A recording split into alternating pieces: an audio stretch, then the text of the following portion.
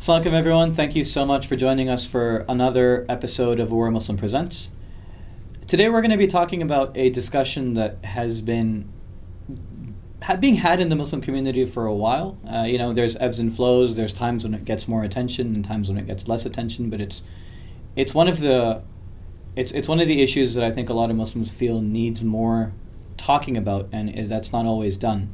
And that is specifically the way we talk about, as Muslims, our own oppression and the oppression that different marginalized groups feel in society. Marginalized groups being Muslims obviously are a marginalized group, but to a much greater extent, First Nations and Indigenous people that we've talked about in the past, African American and just people of color in general, but specifically the African American community, which we have also done events on. For those of you that have been following our channel for a while, before we started Aware Muslim Presents, we have done a talk on this as well. And so I wanted to talk about the role of everyday Muslims, the role of the leadership of Muslims, be those imams, be those scholars, be those public speakers, be those community activists, in addressing the oppression that is faced by groups of people in society. And I thought the perfect person to bring to talk about this is Brother Abdul Qadir, because Abdul Qadir is, if you guys remember, he gave an excellent talk at McMaster University about Black Lives Matter, about what that movement meant and which direction it should generally be going in, and just analyzing the structural oppression and mass incarceration of black people in the United States. And it was such a good talk that I thought, you know what, I think we should bring him in on this one. So Abdul Qadir, I'm just going to start with you, and we're going to start with just that basic question of where do you see the conversation right now in terms of, understanding the struggles of the black community in specific, just if we take that as a microcosm, and where do you think that conversation should be going? Surrounding that conversation, I think most people, when we're talking about the struggles of the black community within the Ummah and stuff, they tend to think of it as if it's an outside problem, how it doesn't really affect us, That's why a lot of people, when they talk about this, they deflect off by saying there's other issues that are going on, how there's racism that we need to fix within ourselves first, right?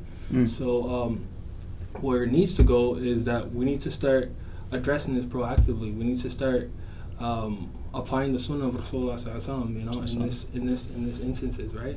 So to kind of clarify there. So you're saying that we kind of push it off by thinking that the racism faced by black people in the United States is somehow not a Muslim problem? Absolutely. Like you get that sense, right? Like there's some individuals out there, some popular individuals that when they're asked these questions, they'll first will mention issues with like Arabs and how they're racist, right? What they're really doing is they're discounting the struggles of the black Muslims in their communities, right? So I guess what you're saying is that they create this kind of like divide between the Muslim struggle and Muslim issues with racism and black people, kind of glossing over the fact that the majority, or maybe not the majority, but a huge chunk of the indigenous North American Muslim community is black. Absolutely. And people who accepted Islam organically and were indigenously American and not immigrants that came in from the outside were African Americans, and many of our heroes as North American Muslims, be it Malika Shabazz, Malcolm X, be it Muhammad Ali, be it any of these people, may Allah have mercy on them, were black people, right? And they defined what it meant to be Muslim in America. So I guess that's like, is it fair to say that is a dichotomy that's being created by the leadership of the Muslim community? Yeah, it's an outside problem.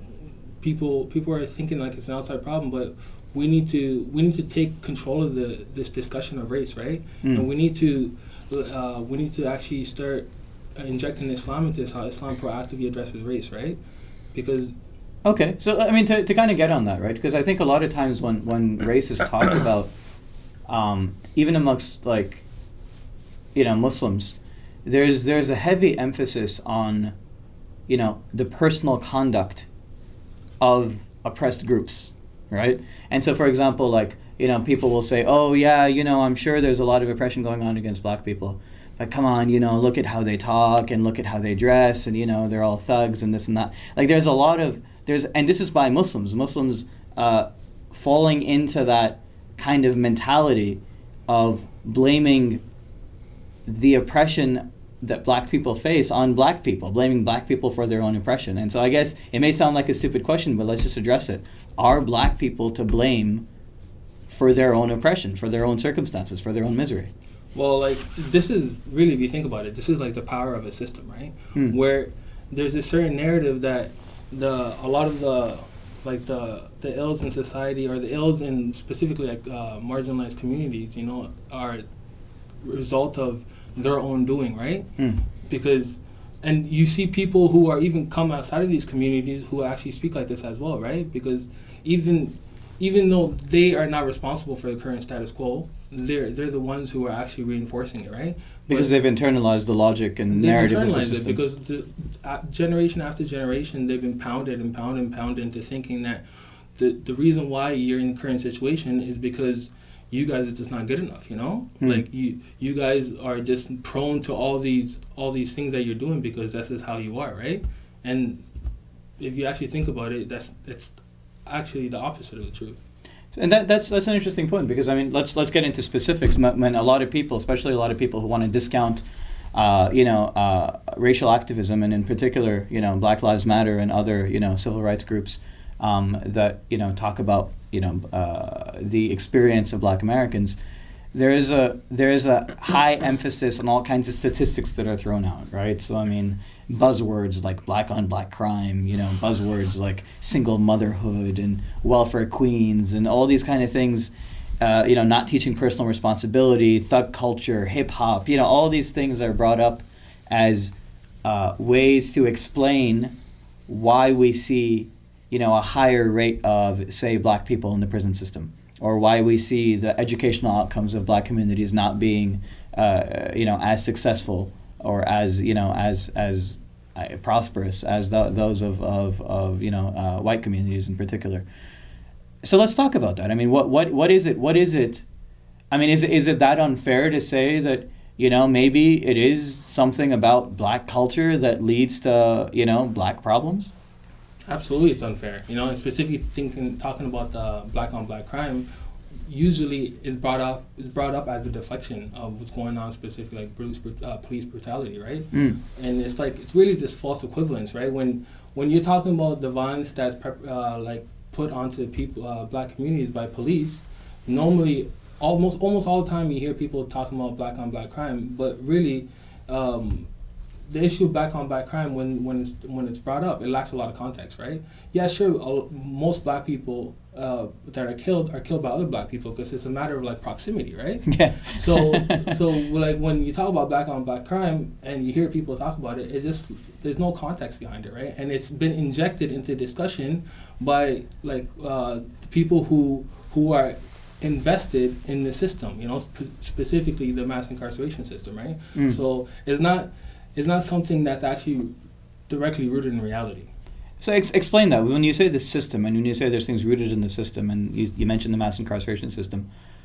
By the way, I'm pretty sure, and I maybe I'm wrong, but isn't it true that most white people are killed by other white people as well? And most Mexicans are killed by other Mexicans? Absolutely. Isn't that just how things work? Yeah, like I said, that's just how people usually don't travel great distances to kill someone. Like I said, it's like a matter of proximity. White people kill white people, black people kill black people, right? Yeah. And the only reason the people bring up black on black crime because the people who are feeling the brunt of the system, and what I mean by system, I'm specifically talking about the carceral system in America, or in these Western countries where black people, out of the 2 million people incarcerated in America, about almost 1 million of them are black people, right? So let's talk about that, because you mentioned mass incarceration, you keep mentioning the system.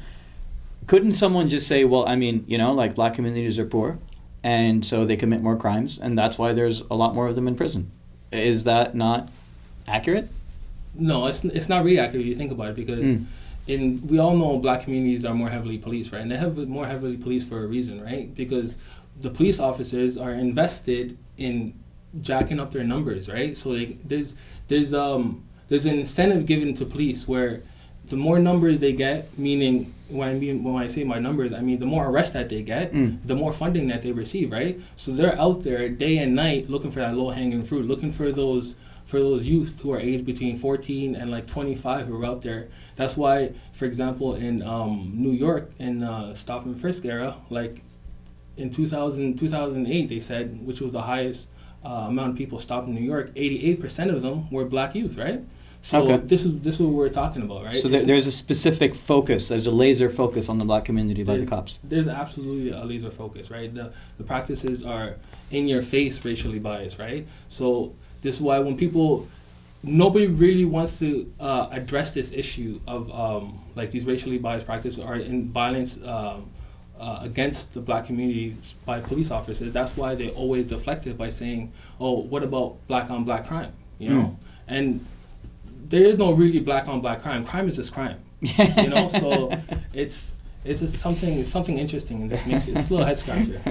It's a little interesting that they think that somehow like a black person committing crime is substantially different than a white person committing crime, or a Muslim committing crime, or any other thing. But that's I guess more of an interesting discussion. But before we go on, just one thing to add to that is that part of it is that especially when you look at one of the big things is the real ramp up in terms of why people are going to jail is the drug crimes, right? Yeah, so, that's actually what I was going to ask. Yeah, what is it that they're being arrested for? Yeah, so where I was going to go with that is that to understand that the system on the surface looks like it looks like it doesn't actually specifically identify or target a specific race in terms of who should get arrested. However, when you look deeper, what you see is that the way that they've structured the drug laws is to actually target one community over another. So, for example, what they have is for a long time that they've had is sentencing that was specifically targeted towards people of color. So, for example, when you get caught with half a kilo of cocaine, which is a rich person's drug, and then obviously if you have half a kilo of cocaine, it is you're a dealer, right? And if you get caught with 5 grams of crack cocaine, which is a user, you get the same sentence.